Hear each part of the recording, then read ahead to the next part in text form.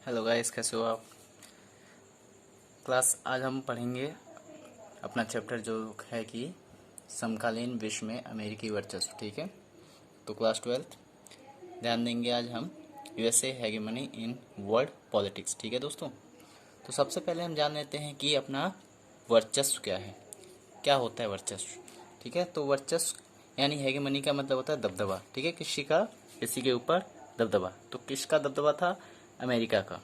ठीक है, एक ध्रुवीय विश्व बन गया था अमेरिका, तो अब इसका दबदबा पूरे संसार पे चल रहा था। किस रूप में इसका दबदबा था, मतलब क्या क्या चीजें थी कि ये पावरफुल हो गया था इतना।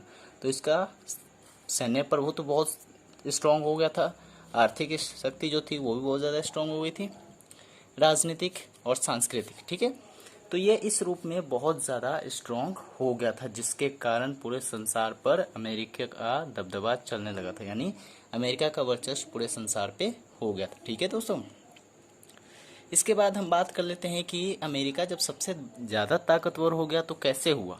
ठीक है, इसकी हम पहचान कैसे करेंगे कि अमेरिका ही सबसे ज़्यादा ताकतवर देश है। ठीक है, तो इसका आसान सा तरीका है, इसके बारे में मैं बताता हूँ। तो इसके हम कुछ ऑपरेशन को देखेंगे, जिसको देखकर हमें लगेगा कि वाकई में अमेरिका का क्या रहा है, दबदबा रहा है पूरे संसार पर। ठीक है, ऑपरेशन डेजर्ट स्टॉर्म, इसको खाड़ी युद्ध भी कहते हैं और नवीन विश्व व्यवस्था भी कहते हैं। ठीक है, तो क्या हुआ दोस्तों कि 1990 में, अगस्त के मंथ में 1990 में अमेरिका ने एक ऑपरेशन चलाया जिसे कहते हैं क्या, ऑपरेशन डेजर्ट स्टॉर्म। ठीक है, क्या हुआ कि इराक ने कुवैत के ऊपर क्या कर लिया, कब्जा कर लिया। ठीक है, कुवैत एक खाड़ी देश है, इराक ने उसके ऊपर कब्जा कर लिया।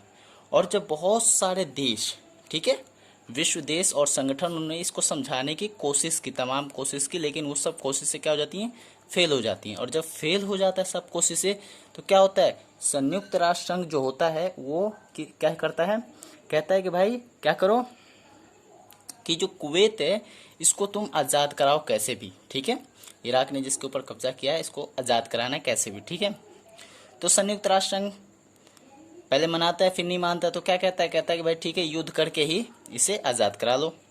तो युद्ध हो जाती है। ठीक है दोस्तों, किसको आज़ाद कराने के लिए, कुवैत को आज़ाद कराने के लिए युद्ध हो जाता है। ठीक है, अब हम आगे चलते हैं। जब युद्ध हो जाता है तो कैसे हम पता लगाएंगे कि अमेरिका ही पावरफुल देश था, क्योंकि ये तो संयुक्त राष्ट्र संघ ने दिया, लेकिन अमेरिका का ही कहीं ना कहीं इस पर दबदबा भी दिखा कि अमेरिका ही ज़्यादा पावरफुल रहा।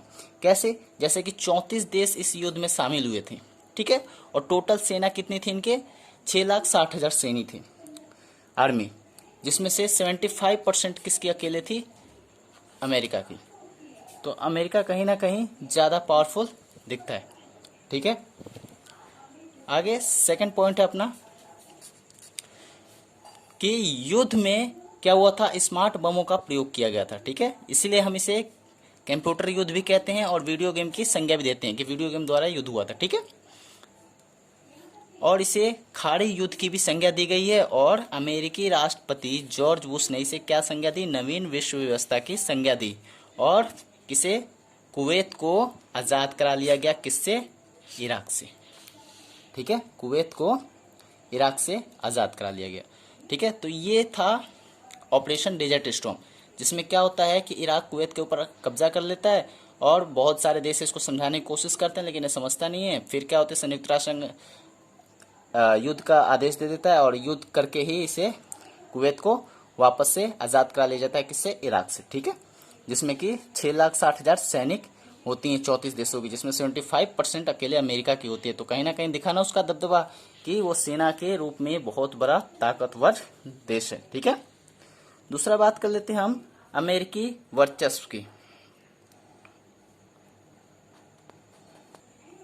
अब देखेंगे कि अमेरिका का वर्चस्व किस प्रकार रहा। ठीक है, तो एक और ऑपरेशन चलाया था जिसका नाम था ऑपरेशन इन्फिनाइट रिच। ठीक है, ये किसके द्वारा चलाया गया था, ये अमेरिका द्वारा चलाया गया था। ठीक है, जिसमें क्या किया गया था, किया ये गया था कि जो सूडान अफगानिस्तान के अलकायदा के जो ठिकाने थे उसके ऊपर मिसाइलों द्वारा क्या किया गया था, अटैक किया गया था, किसके थ्रू, अमेरिका के। अमेरिका ने क्या किया था, अलकायदा और सूडान और अफगानिस्तान के अलकायदा के ठिकानों पर इसने मिसाइलों द्वारा अटैक कर दिया।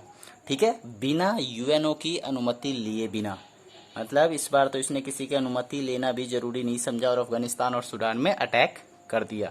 तो इससे भी और किसी ने इसके खिलाफ कुछ नहीं किया। किसके खिलाफ? अमेरिका के खिलाफ। तो इससे एक और बात पता लगा क्या, कि अमेरिका का वर्चस्व था। समझ में आया? तो क्वेश्चन आ जाता है 1 नंबर पे, 2 नंबर पे, ऑपरेशन इन्फिनाइट रिच क्या है?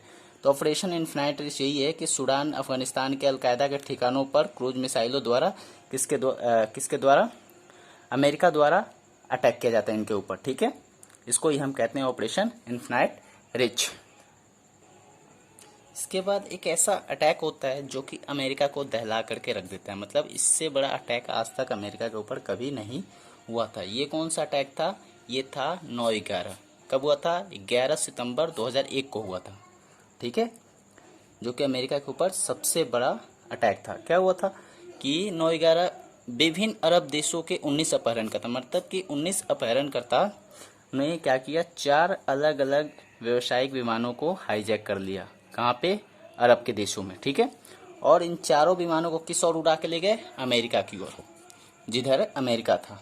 ठीक है, 2 जहाज़ों को इन्होंने क्या किया, न्यूयॉर्क के वर्ल्ड ट्रेड सेंटर से टकरा दिया।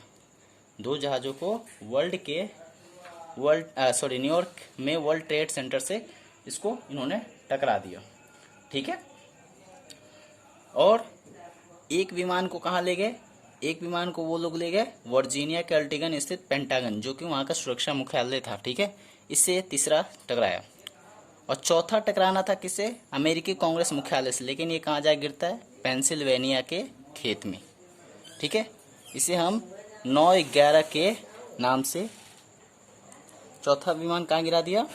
पेंसिल्वेनिया के खेत में, जो कि अमेरिका के कांग्रेस मुख्यालय से गिराना था, लेकिन ऐसा नहीं हुआ। ठीक है, इसे ही हम 9/11 कहते हैं। 9/11 इसलिए क्योंकि 11 सितंबर को 2001 में ये अटैक हुआ था। इसमें लगभग 3000 लोग मारे गए थे। ये अमेरिका का अब तक का सबसे बड़ा अटैक अमेरिका के ऊपर हुआ था। ठीक है, इसे हम 9/11 के नाम से जानते हैं।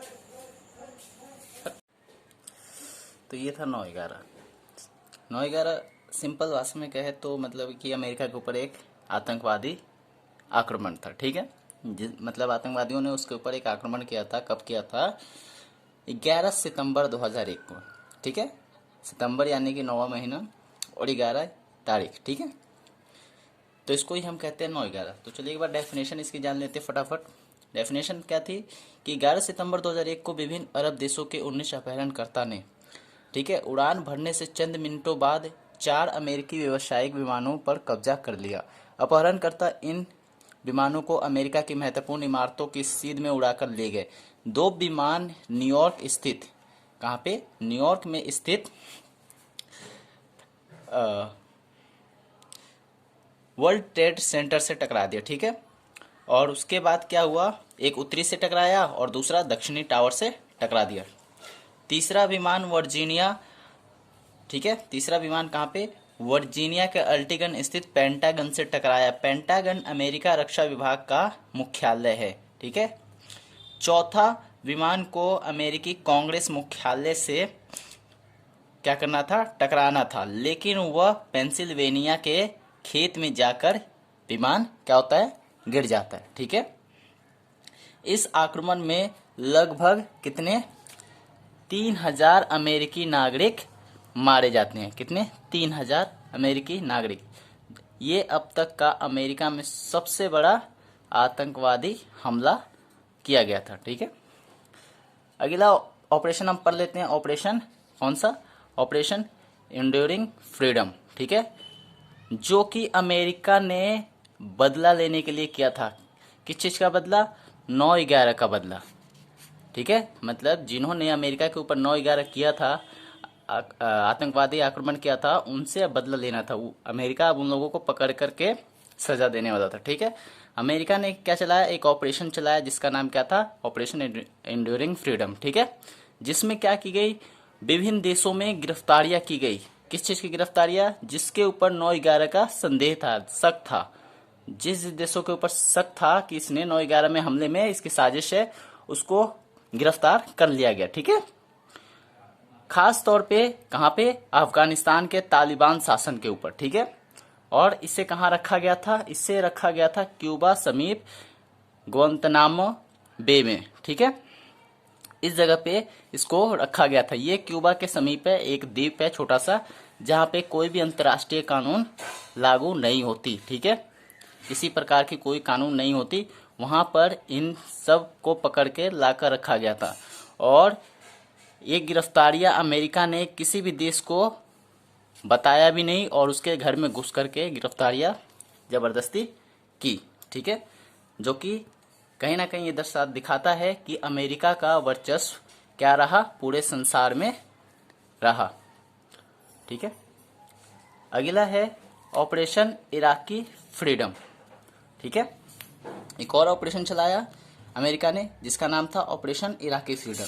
इसमें क्या था इस ऑपरेशन के अंदर कि अमेरिका ने इराक के ऊपर क्या कर लिया, कब्जा कर लिया, ठीक है। इसके ऊपर अमेरिका ने इराक के ऊपर कब कब्जा किया, 19 मार्च 2003 में, ठीक है। 2003 में इसके ऊपर कब्जा कर लिया इराक के ऊपर। क्या होता है और इसमें कितने देश शामिल थे, 40 प्लस, यानी कि 40 से अधिक देश इस युद्ध के अंदर शामिल थे, ठीक है। और इसमें क्या हुआ था कि यूएनओ की अनुमति भी नहीं ली गई थी। युद्ध के लिए यूएनओ से कोई भी अनुमति नहीं ली गई थी और इराक के ऊपर कब्जा करने अमेरिका चला गया था, ठीक है।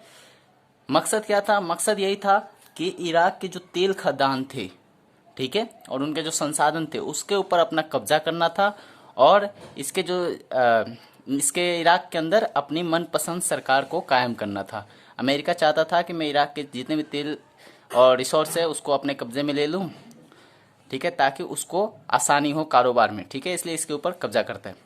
लेकिन क्या होता है, होता ये है कि युद्ध हो जाता है। इराक जो होता है आसानी से ये सब देने वाला नहीं था इनको, इसीलिए इराक युद्ध कर लेता है, किससे, अमेरिका से। तो इसमें क्या होता है कि अमेरिका के लगभग 3000 सैनिक मारे जाते हैं और इराक के 50,000 नागरिक मारे जाते हैं इस युद्ध के अंदर। लेकिन जो ये युद्ध होता है अमेरिका का, जो किया गया धरा युद्ध होता है, ये क्या हो जाता है, ये हो जाता है नाकाम, मतलब ये कामयाब अमेरिका यहाँ पे नहीं होता, ठीक है।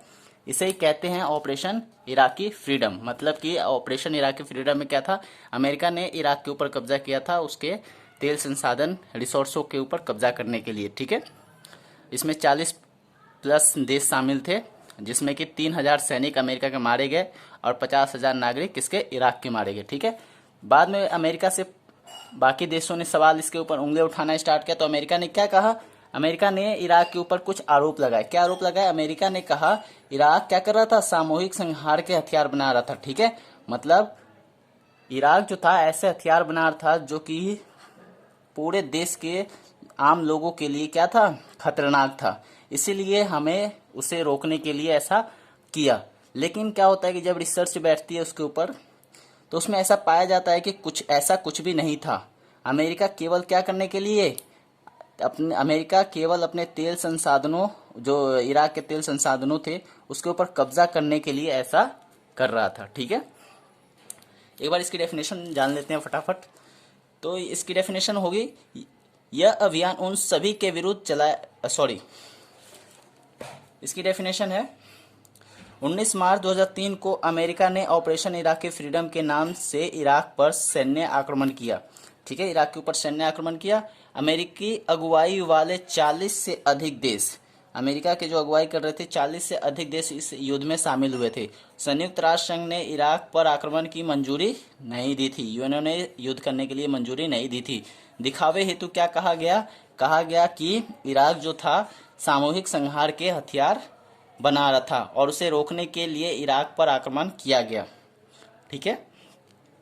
इराक में सामूहिक संहार के शस्त्रों की उपलब्धता के कोई सबूत नहीं मिले। वहाँ पे जब रिसर्च की गई तो किसी प्रकार सर्च किया गया तो कोई भी वहाँ पे सबूत नहीं मिला कि वो सामूहिक संहार के हथियार बना रहा था। इससे अंदाजा लगाया जा सकता है कि आक्रमण के इरादे कुछ और ही थे, जैसे इराक के तेल भंडार पर कब्जा करना और इराक में अमेरिका की मनपसंद क्या करना, सरकार कायम करना। इराक पर अमेरिकी आक्रमण सैन्य और राजनीतिक धरातल पर नाकामयाब सिद्ध हुई, मतलब ये कामयाब नहीं हुआ, नाकामयाब हुआ। इस आक्रमण में अमेरिका के 3000 सैनिक और जबकि इराक के 50,000 नागरिक मारे गए। अमेरिका पहली बार इस युद्ध में क्या हुआ था कि हार गया था, यानी इसकी छवि अमेरिका की खराब हो गई थी। ठीक है, पार्ट 1 में बस इतना ही। पार्ट 2 में इसी चैप्टर के आगे के बारे में हम जानेंगे। कुछ और पॉइंट्स हैं, क्वेश्चन है जो कि बहुत ज़्यादा इंपॉर्टेंट है इस चैप्टर के लिए।